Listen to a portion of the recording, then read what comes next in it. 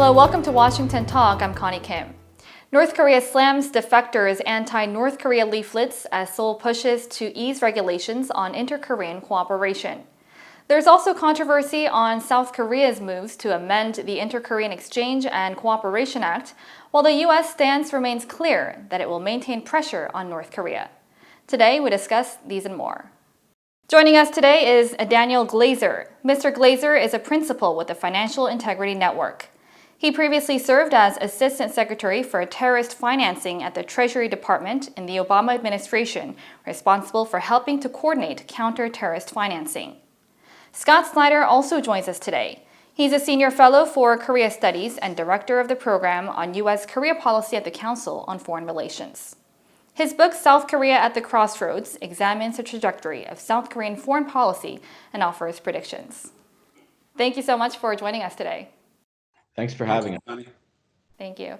Now, I want to start with North Korean leader Kim Jong-un's sister's statement threatening to scrap the comprehensive military agreement and the Inter-Korean Liaison Office. North Korea said it was determined to shut down this liaison office if South Korea does not stop defectors and activists from sending leaflets across the border. So, Mr. Snyder, I want to ask you, what is the significance of the timing of this, especially when Seoul is pushing to ease regulations on inter-Korean cooperation? Well, I think in some ways what Kim Yo-jong is doing is giving South Korea an identity test and also a loyalty test. And so basically on the loyalty test issue, Kim Yo-jong has issued a kind of threat to the Moon administration to do Kim Jong-un's bidding on the issue of leaflets. It's a way of extending Kim Jong-un's authority beyond his borders rather than allowing the leaflets to come in and penetrate information into North Korea. And on the identity check, in many respects, this is very consistent with the PD strategy, the Our Nation Together strategy, where essentially Kim Yo-jong is testing the extent to which South Korea will line up with non-criticism of Kim Jong-un. Mm-hmm. So South Korea did condemn these activists and defectors for raising tensions with these leaflets. And an official from the presidential office of Changwade said that sending leaflets, these leaflet campaigns do no good and all harm. But human rights experts have pointed out that it's important to guarantee to give outside information to North Koreans. So what do you think of South Korea's response that these leaflets do all harm and no good? Well, the biggest challenge really is that North Korea is asking the South Korean administration to curb the right of freedom of expression guaranteed under South Korea's constitution. And what that does is it extends the expression of loyalty that is required in the authoritarian system of Kim Jong-un to South Korea. And so for South Korea to go along with this, it would essentially be almost like responding to the demand of a mafia representative who is offering a protection racket. And it'll be interesting to see how South Korea responds. I'm sure that these leaflets are annoying, at the very least, to the South Korean government as it tries to pursue a particular foreign policy with respect to the North. And you know, I do think it is likely debatable how much practical impact these leaflets actually have in North Korea. I guess they have enough that the North Korean government wants to see them stopped. But you know, that could be a symbolic move on the North Koreans' part as well.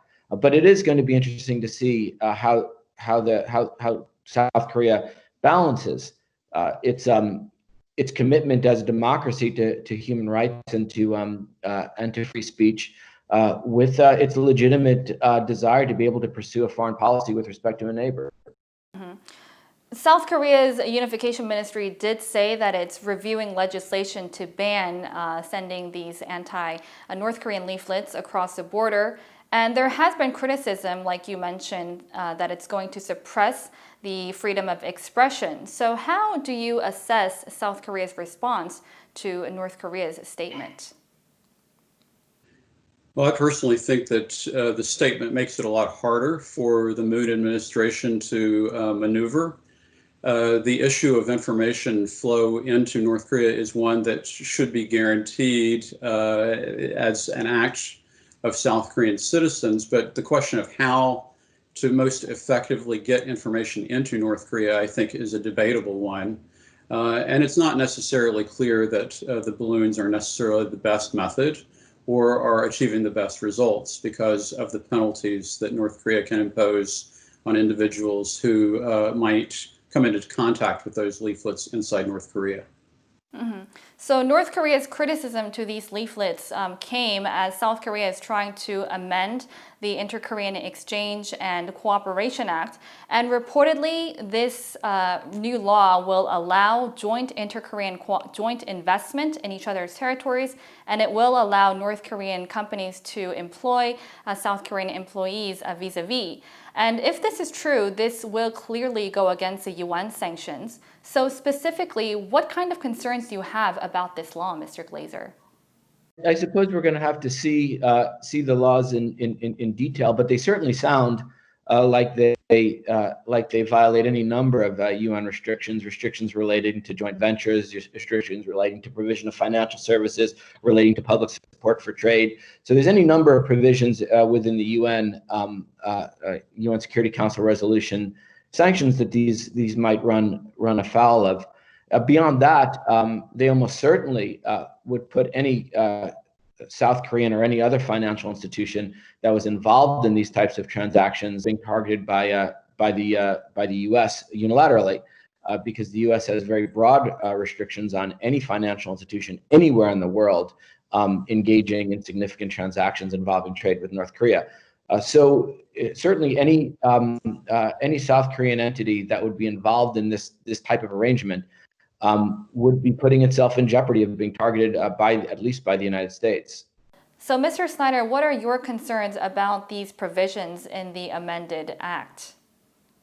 It's not clear to me, especially at the moment when the UN sanctions effort is really focused on curtailing North Korean access to international finance, how allowing North Korean firms to operate within South Korea would be consistent with that objective.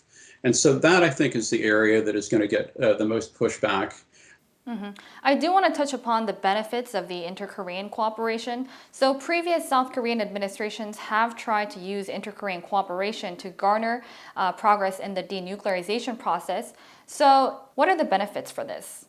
I think it's important to keep in mind that there's long been this sense that enhanced economic ties tends to moderate problematic totalitarian regimes. But when you look across history, the evidence doesn't necessarily bear that out. The economic ties, to the extent that they've existed, and economic incentives with respect to North Korea haven't been particularly effective in persuading North Korea. Now, I'll admit many sanctions haven't been particularly effective either. But I think it's important to keep in mind as we think about increased economic ties with North Korea, that the whole notion that economic exchange and economic activity is a moderating influence isn't necessarily the fact. And I think what the Moon administration wants to do is to use inter-Korean cooperation as a kind of crankshaft to drive the axle that would be connecting inter-Korean cooperation and the U.S.-North Korea relationship and denuclearization negotiations. But we have to understand that so far the North Korean objective appears to be to break that axle rather than allow the axle to move forward.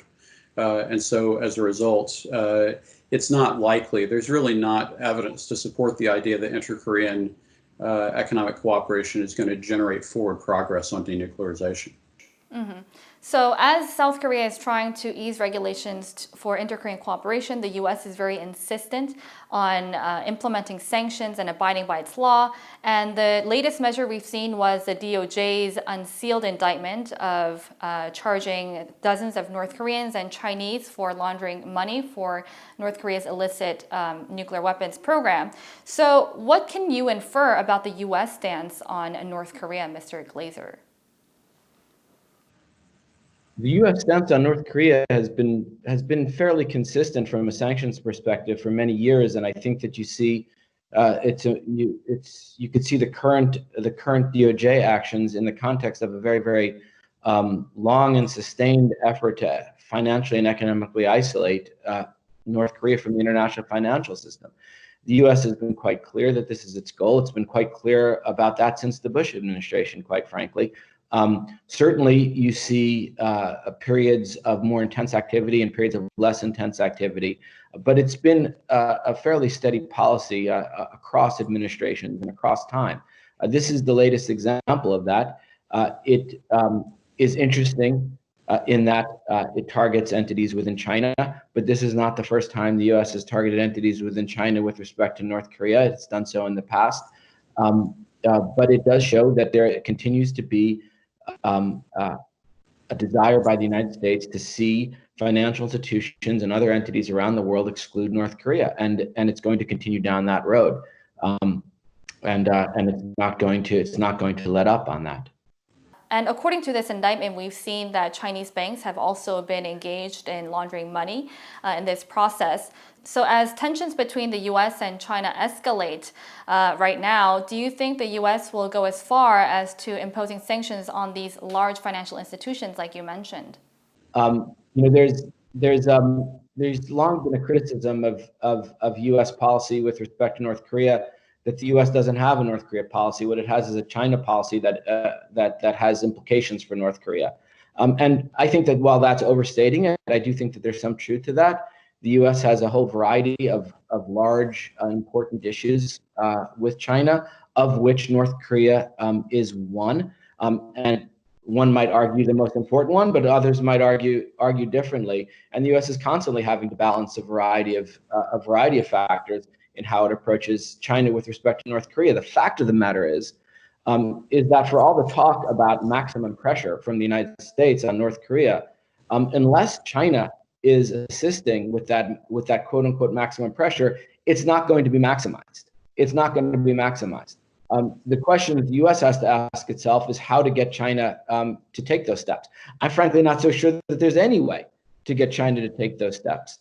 But the U.S. needs to ask itself, to the extent that it wants to accomplish this, is being persuasive, is providing incentives, or is targeting major Chinese financial and economic interests the right way to get China on board with a more maximal pressure strategy? Mm-hmm. So you're saying that in order to get maximum pressure, China's role is critical.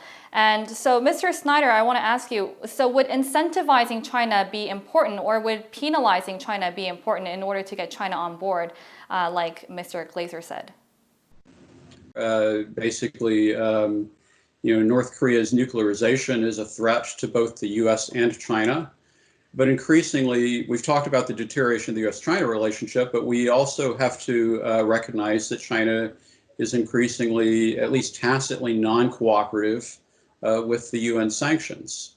And I think that is a trend line that might make it more tempting for the U.S. to take unilateral measures, including potentially designating or penalizing Chinese banks. It could come out of a sense of frustration, with the hope that it would remind China of the need to cooperate on North Korea. But the reality is that it's going to be very hard for the U.S. to unilaterally achieve its objectives toward North Korea if China is actively opposing the U.S. objective of denuclearization. So we'll have to see how the U.S. pushes and persuades China to implement the sanctions. Thank you for joining us today, Mr. Glaser and Mr. Snyder. Thank you. Thank you, Connie. Thank you. That does it for today's Washington Talk from Voice of America. Please join us again next week for more analysis on North Korea. Goodbye.